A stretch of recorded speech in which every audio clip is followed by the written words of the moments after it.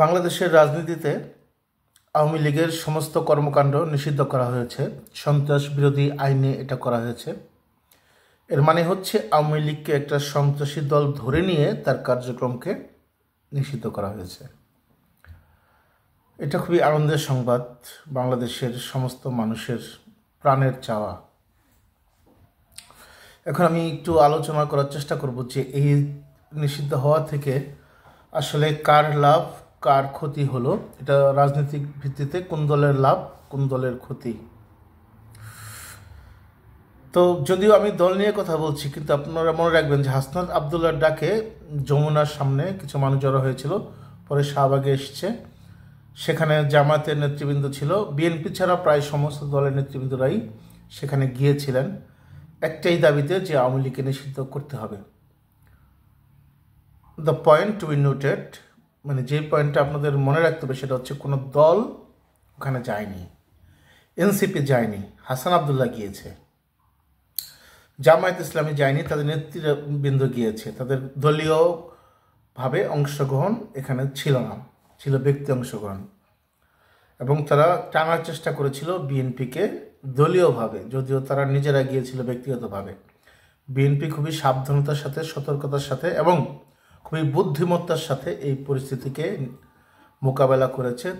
তাদের দলীয়ভাবে কোনো স্টেটমেন্ট সেখানে দেয়নি। এখন এই সরকারের এই সিদ্ধান্তের ফলে আসলে কার লাভ কার ক্ষতি আমি এটা জানাবো। সবচাইতে লাভ হয়েছে বিএনপির, এ বিষয়ে কোনোই সন্দেহ নাই। দ্বিতীয় যেই বেনিফিশিয়ারি হবে, মানে সুবিধা পাবে, সেটা হচ্ছে এনসিপি। আর জামায়াত থাকবে এর 3 নম্বরে। কিন্তু আপনারা হয়তো দুই বছর পরে আমাকে বলবেন যে জামাত কেন 3 নম্বরে, এখন তো জামাত বিরোধী দল, আপনি বলেছিলেন 3 নম্বরে, এখন তো সে বিরোধী দল। হ্যাঁ, এটা শর্ট টার্মের অ্যাচিভমেন্ট, লং টার্মে অ্যাচিভ করবে এনসিপি। আর এতে বিএনপির কোনো ক্ষতি নাই, অন্তত আগামী 3 ইলেকশনকে ঘিরে। এটা আমি একটু বিশ্লেষণ করার চেষ্টা করছি, আপনারা একটু মনোযোগ দিয়ে শুনুন। যদি বিশ্লেষণটা মনোযোগ না দেন এবং যুক্তিভিত্তিকভাবে না দেখেন, তাহলে স্রোতে গা ভাসিয়ে দেবেন। যেমন গণজাগরণ মঞ্চ হয়েছিল, সমস্ত লোক শাহবাগে গিয়েছিল, কিন্তু এটার উদ্দেশ্যটা বুঝতে পারেনি। এটার উদ্দেশ্য আপনারা বুঝতে পারবেন যখন আপনার ভিডিওটা আসলে দেখবেন। এখন যেই পরিস্থিতি, সেই পরিস্থিতিতে 50%-এর উপরে ভোট বিএনপি পাবে। যত বদনাম হোক তাদের, যত ইউটিউবের তাদের বিরুদ্ধে থাকুক না কেন, নিউজ হোক না কেন পরবর্তী ইলেকশনে। তাহলে যদি আওয়ামী লীগকে নিষিদ্ধ না করা হতো, প্রধান বিরোধী দল আসলে 30টা হোক, 25টা হোক, 20টা হোক আসন নিয়ে আওয়ামী লীগে থাকতো। যদি আওয়ামী লীগ নিষিদ্ধ হয় এবং নির্বাচনে অংশগ্রহণ করতে না পারে, তাহলে পরবর্তী নির্বাচনের বিরোধী দল হবে কে? জামায়াত ইসলামী হবে। বিএনপির এ নিয়ে চিন্তা নাই পরবর্তী ইলেকশন নিয়ে। তাহলে জামাত ইসলাম যদি 15টা সিট পায় বা 20টা সিটও পায়, তাহলে তারা পরবর্তী সরকারের প্রধান বিরোধী দল হতে পারবে। বিএনপি থাকবে সেখানে সরকারি দল এবং জামাত ইসলামী থাকবে বিরোধী দল। আওয়ামী লীগ থাকছে না সিনে। তাহলে জামাতের সর্বোচ্চ অ্যাচিভমেন্ট হবে যে একটা বিরোধী দল হওয়া, প্রধান বিরোধী দল হওয়া সংসদে, এবং তাদের কথা বলার স্কোপ তৈরি করা। তাহলে শর্ট টার্মে কে লাভবান হচ্ছে? জামাত ইসলাম মনে হচ্ছে। হ্যাঁ, তাই। কিন্তু এই যে সংশোধনী হলো, সরকারি প্রজ্ঞাপন হলো, সেখানে দলীয় বিচারের ব্যবস্থা রাখা হয়েছে। যদি কেউ ইন্টারন্যাশনাল ক্রাইম আদালতে, মানে আন্তর্জাতিক অপরাধ আদালতে কোনো দল অভিযুক্ত হয় যে এই দলটা গণহত্যা বা যুদ্ধকালীন যেই নিয়ম নীতি সেগুলো লঙ্ঘন করে মানুষকে হত্যা বা অত্যাচারের যুদ্ধ অপরাধ করেছে, তাহলে তাকেও নিষিদ্ধ করা যাবে। এখন আওয়ামী লীগ নিষিদ্ধ হয়ে গেল ধরেন এই আইনে, পরবর্তীতে নিষিদ্ধ হবে কে? জামায়াত ইসলাম। তখন সরকার থাকবে কে? বিএনপি।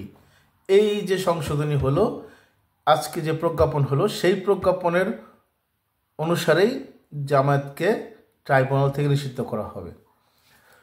তারপরে যে ইলেকশনটা হবে, দ্বিতীয় ইলেকশনের কথা বলছি, তখন তো জামায়াত থাকবে না, আওয়ামী লীগ থাকবে না। তখন কে থাকবে? প্রধান বিরোধী দল হওয়ার সুযোগ আসবে এনসিপির। মানে প্রথম এনসিপি তো এখনই পাইলে এখনই খায়, ওরা এইরকম। কিন্তু সরকারের যে উপদেষ্টারা আছেন তারা তো একটু জ্ঞানগুণ রাখেন, জ্ঞান গরিমা রাখেন। তারা বুঝেছেন যে এখনই তো এনসিপিতে ক্ষমতায় আনা যাবে না, এর পরের টার্মে হয়তো চেষ্টা করা যেতে পারে, না হলে তারপরের টার্মে ক্ষমতায় আনা। মানে এই ইলেকশনে জামায়াত বিরোধী দল হবে, তারপরের ইলেকশনে হবে এনসিপি বিরোধী দল, যখন জামায়াত এবং আওয়ামী লীগ দুইটা দলই নিষিদ্ধ হয়ে যাবে সন্ত্রাস বিরোধী আইনে, ট্রাইব্যুনালে।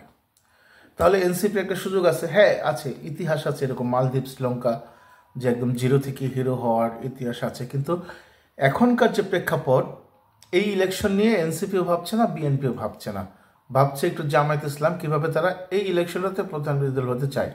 সেক্ষেত্রে স্বল্প মাত্রায় স্বল্প সময়ের জন্য প্রধান উপকারী মানে উপকারভোগী বেনিফিশিয়ারি হবে, সুবিধাভোগী হবে জামায়াত ইসলাম, তারা প্রধান বিরোধী দল হবে। কিন্তু এই একই আইনে তাদের তো অপরাধ প্রমাণিত ৭১-এ। তো যদি তাদেরকে নিষিদ্ধ করে দেওয়া হয় যে দলীয়ভাবে তারা বাংলাদেশের বিরোধিতা করেছে, মুক্তিযোদ্ধাদের হত্যা করেছে, ধর্ষণ করেছে, পাকিস্তানি মিলিটারিকে সহায়তা করেছে, তাহলে তো জামাত ইসলাম নিষিদ্ধ হয়ে যাবে। তাহলে যদি আওয়ামী লীগ যায়, জামাত ইসলাম যায়, বিএনপি কী করলো?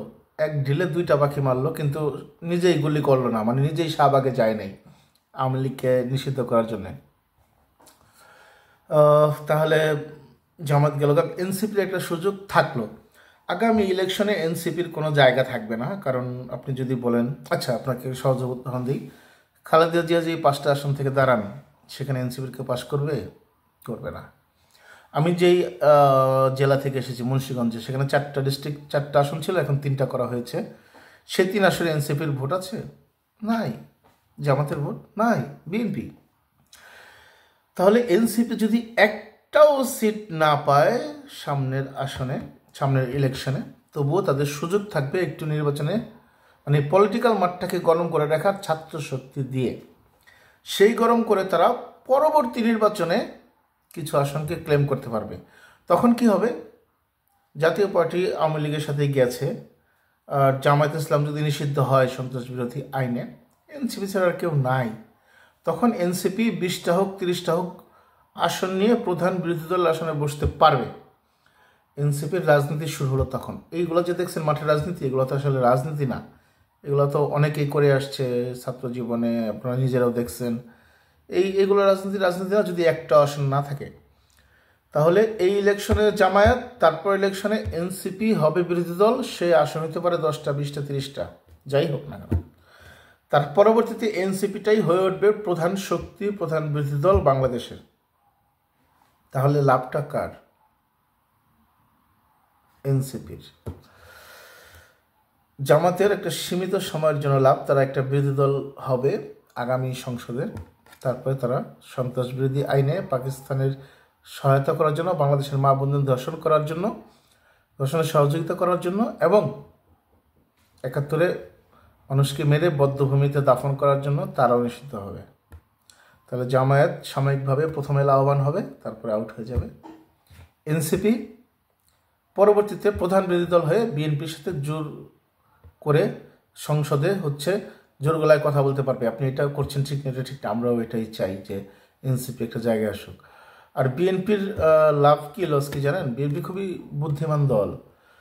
এই যে এখানে যেই সমাবেশ ডেকে আওয়ামী লীগকে নিষিদ্ধের আন্দোলন করা হলো, এখানে কোনো দলীয় ছিল না। জামায়াত বলে নাই যে আমরা যাচ্ছি, এনসিপি বলে নাই আমরা যাচ্ছি, হাসান আবদুল্লাহ গেছে, জামায়াতের এক ছাত্রনেতা সাবেক কি যেন মাসুদ নাম, ওনার গেছে। কেউই বলবে না যে আমরা গেছিলাম, সবাই বলবে ব্যক্তিগতভাবে যে যার গেছে যাইতেই পারে।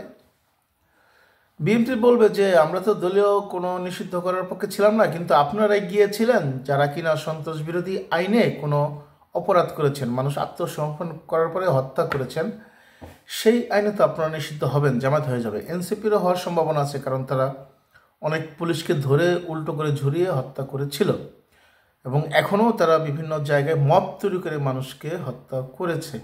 সো এই আইনে এনসিপিও যে নিষিদ্ধ হবেন এটা বলা যায় না। ওইদিকে আওয়ামী লীগের বিচার সম্পন্ন হওয়ার পরে সবার বিচার শেষ হয়ে গেল, সবাই তো আর অপরাধ করে নাই আন্তর্জাতিক অপরাধ ট্রাইব্যুনালের মানদণ্ড অনুযায়ী।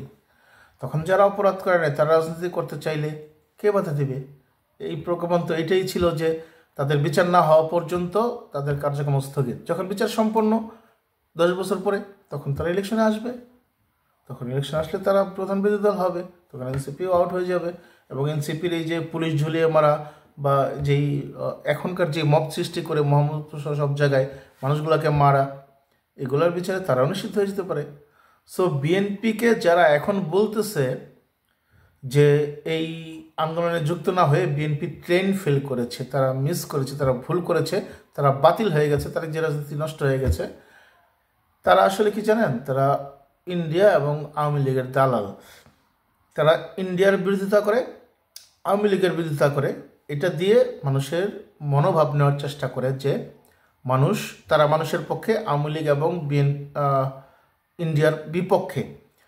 এবং তারেক জিয়া এবং তার দল বিএনপি আওয়ামী লীগের সাথে যুক্ত, ওই ভারতের সাথে যুক্ত হয়ে একটা ভুল তরিকায় চলে যাচ্ছে, রয়ের সাথে যুক্ত হয়ে। আসলে এটা প্রপাগান্ডা না। ওনাদের তো কোনো ক্ষতি নাই ভাই। আপনি যখনই নির্বাচন দেন ওনারা ক্ষমতায় আসবে। ওনাদের সাপোর্ট অনেক বেশি, ওনাদের নেটওয়ার্ক অনেক বড়। আপনারা এখন দল করছেন, একটা সিটও পাবেন কি পাবেন না জানি না। জামায়াত সিট করছে হয়তো 10-12 সিট পেতে পারে, জাতীয় পার্টি 2-3টা পেতে পারে, নাও পেতে পারে। বিএনপির সাথে তো এই তর্কে আপনার যাওয়ার দরকার নাই তারা ট্রেন মিস করে ফেললো কি না। তারা অনেক বুদ্ধিমত্তার সাথে পরিবেশটাকে সামলাইছে, পরিস্থিতিটাকে সামলাইছে। তারা পরবর্তীতে সরকার গঠন করবে। সরকার গঠন করার পরে যারা এই সন্ত্রাস বিরোধী আইনে, আন্তর্জাতিক অপরাধ ট্রাইব্যুনালের ধারা অনুযায়ী কোনো অপরাধ করেছে, গণহত্যা, মানুষ হত্যা, আত্মসমর্পণের পরে বা কাছে পেয়ে মব সৃষ্টি করে, তাদের বিচার হবে।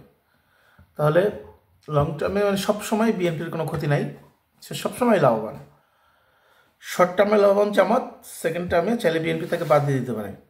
আর এনসিপির সুযোগ আছে রাজনীতি করার। এনসিপি হয়তো সেই রাজনীতি করবে ভবিষ্যতে, কিন্তু তাদেরকে সরাসরি একটা দেশের গণতান্ত্রিক যে শক্তি, জাতীয়বাদী শক্তি বিএনপির বিরোধিতা করে তাদের যে রাজনৈতিক অবস্থান দাঁড় করানো, আমার মনে হয় যে এটা তারা একটু ভুল করছে। কিন্তু না, জানি না, হয়তো এটা তাদের রাজনীতিকে শক্তি দিবে সামনে। কিন্তু তাদের অপরাধগুলোকে যদি ধরে ধরে সামনে আনা হয়, যে হত্যাগুলো, খুনগুলো, এখনকার সিচুয়েশন থাকবে না 5 বছর পরে, 3 বছর পরে। মানুষ দেখবে যে একটা মানুষকে ধরে এনে হত্যা করেছে। এটা তো কোনো যুদ্ধের নিয়ম অনুযায়ী পারে না। আপনি যদি কাউকে ধরতে পারেন, সে যুদ্ধবন্দী, তাকে তো হত্যা করতে পারেন না। একটা পুলিশ তাকে ধরে আনছেন, সে যুদ্ধবন্দী, তাকে হত্যা করতে পারবেন না। সো সব জায়গা থেকে লাভ হলো প্রথমত বিএনপির, দ্বিতীয়ত এনসিপির, তৃতীয়ত জামায়াত ইসলামীর। এবং এই সরকার একটা পেল, ছাড়পত্র পেল যে আচ্ছা আমরা তো নিউট্রালি ছিলাম। বিএনপির কাছে বলতে পারবো যে আমরা নিউট্রাল ছিলাম, সবাই এসেছে, আপনাদেরও হয়তো মত ছিল, আমরা নিষিদ্ধ করেছি, তারা পার পেয়ে যাবে। সো তাহলে এবার বুঝতেই পারছেন কার ক্ষতি কার লাভ। আর যারা বিএনপিকে বকতেছে ট্রেন মিস করেছেন, এখানে এসে ভুল করেছেন, তারা আসলে কার দালাল? তারা ইন্ডিয়ার দালাল, তারা আওয়ামী লীগের দালাল। তারা আওয়ামী লীগকে বকে, ইন্ডিয়াকে বকে, কিন্তু তাদের পক্ষেই কাজ করে বিএনপিকে ডাউন করার মাধ্যমে। এখানে বিভিন্ন ধর্মের লোক দেখবেন, একটু সব দেখবেন। একজনের সাংবাদিক বা কলামিস্ট, তার নাম আমি জানি, আমি বলতে চাচ্ছি না, তার নামের শুরু জি দিয়ে, শেষ জি দিয়ে, দাস দিয়ে। তিনি আওয়ামী লীগকে বকতেছেন, ভারতকে বকতেছেন, আর বিএনপিকে এখানে না যাওয়ার জন্য অভিযুক্ত করে বিএনপি জনবিচ্ছিন্ন হয়ে গেছে, ট্রেন ছেড়ে দিছে বলে তাকে বকতেছেন। এই ধরনের যত ইউটিউবার দেখবেন আওয়ামী লীগকে বকে, ভারতকে বকে, এটা আসলে আওয়ামী লীগ ভারতকে বকে না। তারা আওয়ামী লীগ ভারতকে পক্ষে থেকে ওদেরকে বকে বিএনপির বিপক্ষে একটা জনমত সৃষ্টি করার চেষ্টা করে। এই চেষ্টাটা হয়তো মানুষ এখন বুঝে যাবে, এটার হবে না। আসলে নির্বাচনের মাধ্যমে সামনে হয়তো বিএনপি আসবে। তারপরে আমি যে বিশ্লেষণগুলো দিলাম একটু বিবেচনা করে দেখবেন, সেগুলো ঘটবে কি ঘটবে না আমাকে একটু জানাবেন। আমি থাকবো আপনাদের সাথে, ঘটবে আশা করি। সো আজকে থাকলাম। আমি খুবই নতুন করে আসছি ইউটিউবে, আমার সাংবাদিকতার বয়স 13 বছর।